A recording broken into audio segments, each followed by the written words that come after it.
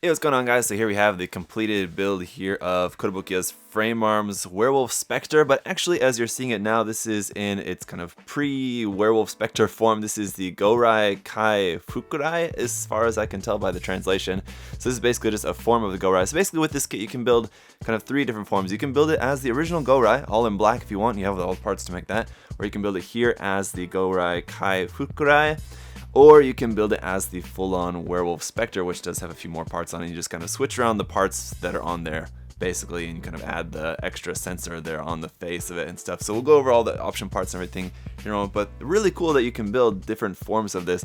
Now, as you'll also notice, I'm not using my black background that I usually use for reviews for this because it's all black, so it kind of wouldn't really show very much. It's like black and a super dark navy and a super dark gray. So there is actually three tones in there. It doesn't look kind of all that bad, but I will say built up straight out of the box like this, just that dark plastic is really showing like the imperfections of just like the molding process, or not imperfections, or just the molding process of the injection molding, how the color is not super solid. So you see like this kind of like wavy effect going on there on like the flat surfaces of the plastic, and it looks not very good. It looks very plasticky just right out of the box. So I think definitely a coat of flat coat can maybe do some good on this, but it's probably just gonna be one of those ones that you're definitely gonna want to paint, I think. But if you guys did miss the live stream build of this, you can go back and check that out if you want. I built this live on YouTube, Twitch, and on my Facebook page. It was streaming all there. And of course, as always, this review is made possible by USA Gundam Store, so if you want to check the link to their site there down below. They've got all sorts of frame arm stuff and Kotobukiya stuff and other Gunpla and everything, all of that. Of course, you can save 10% off everything using the coupon code ZakuAurelius10, so check that out. Let's check out all the stuff we get here included with this kit. So as for its different weapons and accessories, pretty much the only thing you have that's not on the kit there already is just the knife. You have this combat knife here in black, which has this connector piece for it that just fits down into the hand like normal, so it just holds onto that, and then just fits onto this connector piece you can use to just kind of plug anywhere onto the kit like that. And that's pretty much it for any extra weapons, essentially. We do also have some option hands, just kind of your typical loadout of Kotobukiya Frame Arms hands. Here we have the closed fist there on the kit. You have a set of just holding hands, and you also have a set of open hands like this. Now the hands are all molded in this really bright metallic color, which is kind of odd, kind of contrasts the rest of the kit a little bit.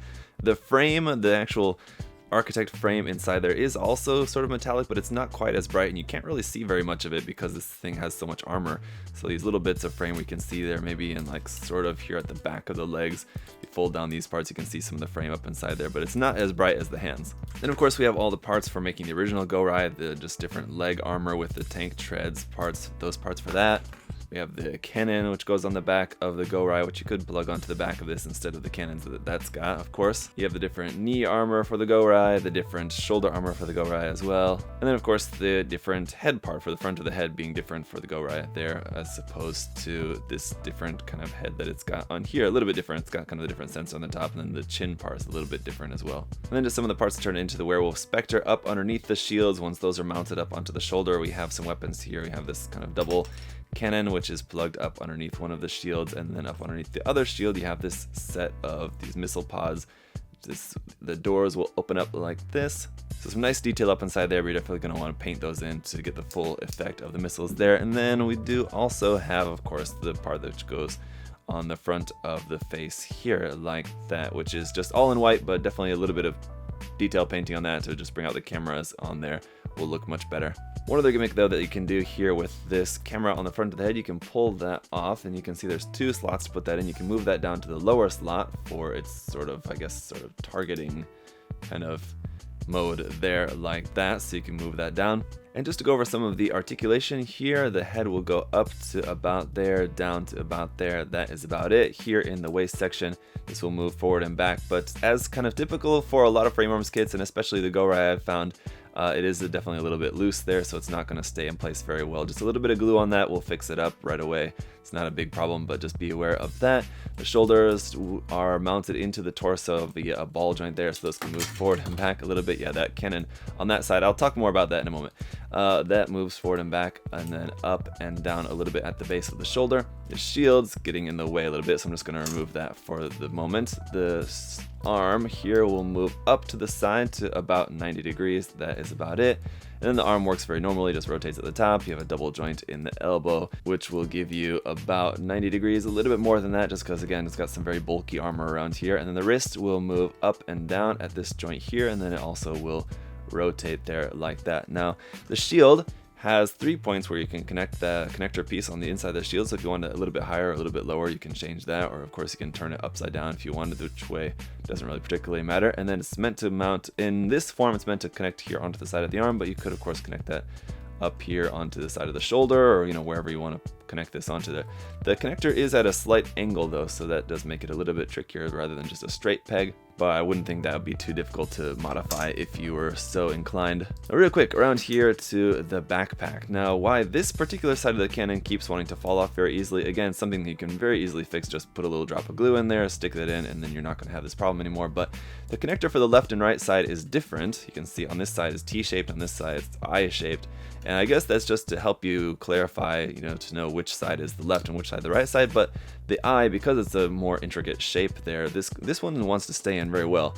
This one, because it's a simpler shape, the connection is not as strong, so this side keeps falling off. But these cannons are connected via 2 points of rotating articulation there, which will allow you to bring that up over the shoulder.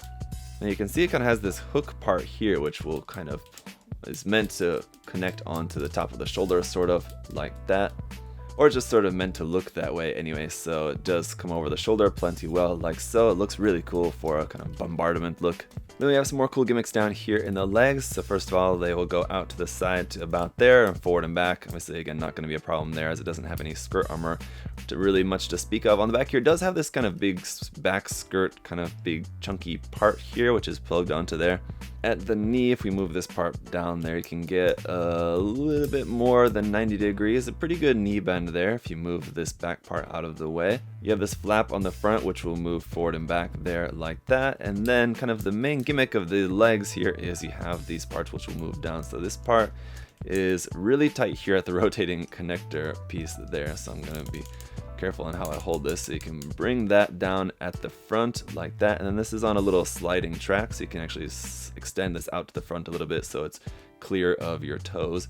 And then this part here at the back, as you've seen, will move down like that, very similar to how it does on the regular Go-Rai, bringing down the tank treads, but in this case it just brings down this kind of stabilizer. You have a bit of rotation here at the end. You can level that off so you can get that flat on the ground. So that's supposed to be some just kind of support for its legs when it's using its giant cannons. So you can put those down on the ground like that to make it firmly planted onto the ground. And then just the ankles, just kind of standard moves, a little bit side to side and then a little bit front and back. But the feet are kind of small and pretty inconsequential really in this case. They hold the kit up, it stands well enough on its own. So the feet don't really do a whole lot, and then up underneath the feet, it is lacking a little bit of detail. You do have a little bit of empty space there, but essentially the feet do what they need to do. They're under there, they hold the kit up, and that is just enough. Now, again, this is another common weak point among frame arms kits, and I mentioned this during the live stream as well, actually. Because this happened a couple times during the live stream, I already glued this other side of this, but this connector here between the connection that plugs into the leg and then that plugs into the hip section here is often weak in my experience, and often comes out just because of how it's designed.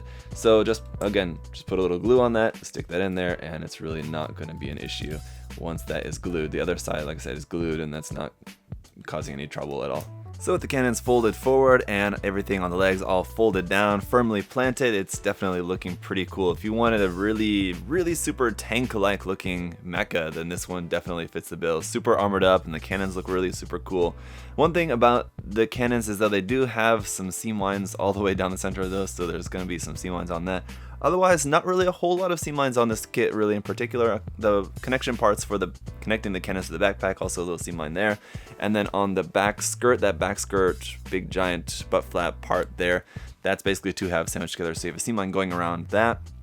But otherwise, most of the parts there for the arms and legs and shoulders, though, is covered, and you don't really have seam lines on any of those parts. So really super cool look for this. But I definitely think, while the design I think looks good in black, definitely this black plastic is just not really doing it much favors. I think it's definitely going to look a lot better, as I said before, once it's painted. So let me change up the armaments here and we'll turn it into the full-on Werewolf Specter and then take a look at it like that. But yes, before we do, one other thing I forgot to mention here is that if you remove this connector piece for the shield, then we have this different connector piece here which just clips up onto this bar there at the top. Then that will allow you to plug this on up here to the shoulder armor like that, if you want to just have the shield just hanging off the side of the shoulder like that. Alright, so here it is, and I'm definitely going to have a little bit of balancing issues, as you can see, as he's a little bit leaning off to the side there. The shields on the shoulders do sort of weigh him down a little bit, but again, stiffen him up there a little bit with some paint, with some glue, and it'll be just fine. Definitely looking really cool. I love the asymmetry of this, like the form before with the both shields and cannons, everything all symmetrical is cool, and I think looks really like, again, like a actual like mecha tank. This one does definitely bring the sci-fi look a little bit more with the cool head-mounted camera there on there now, and just the asymmetry of it. It looks really awesome. And there's one thing about this kit that I mentioned during the live stream that I'll just reiterate, is that I think it's really cool that this is a kit that gives you a lot of options. Now, recently we've taken a look at a couple of other similar kits like this Stylet Interceptor, for example, which gave us a lot of options, but unfortunately that's a Kotobukiya like web shop exclusive, sort of like Kotobukiya's version of P Bandai, but I think a little bit easier to get. But the fact that this is just a regular, standard, easy to get release here from Kotobukiya, and it gives you so many different options in there, like I said, from building just the original Go-Rai to the Fukurai form to the Werewolf Specter, or mixing and matching whatever you want. You could build the Go-Rai legs with all the armaments here that you see on the Werewolf Specter, or you can get really creative with it with all the different optional parts and everything you get in there. So then even if you want to go with this form, you've got a bunch of leftover parts too. If you just get one of the architect frames from Kotobukiya, and if you build a couple different of the frame arms kits, you are probably amassing some leftover parts that you could basically just then build your own kit bash out of that. If you just get a frame just by itself, you can put all the parts there onto a new frame, and there you go. So you've got leftover parts that you can use for other different cool stuff, and then you've got a bunch of different options here just within the kit itself. So once again, with this kit, if you're wanting to get the kit, just snap it together, put it up on your shelf. I think it's not really going to be looking its absolute best, and you are going to have some loose bits here and there. But if you're willing to just, apply a couple drops of glue here and there and throw some paint on this thing, panel line it up, even do a little bit of weathering on that, some dry brushing or something, I think would look really cool. And this is going to be looking like a really awesome kit once it's all done up. And especially for the list price of this one being at 3,800 yen, I think that's a very reasonable price for this. As most people are aware, Kotobukiya kits generally tend to be a little bit more expensive than Bandai kits, of course. It's kind of the general complaint that why people don't buy and build more Kotobukiya kits. Usually it's just because they'll say that they're just too expensive. So this one being 3,800 yen for this seems very reasonable. Obviously you can get like different real grades and master grade kits which have a much higher part count if you're comparing this to something from Gundam, but with this being about the same size as, in terms of its head height, as like a smaller master grade, and just the overall detail of this and just look of it, I think is really super cool. So that asking price for that, I think, is not bad at all. But if you guys do have any other further questions or comments about this, of course, feel free to leave those down in the comment section below. Thank you guys all so much for watching, and I'll see you guys next time. Have a good one. Bye bye.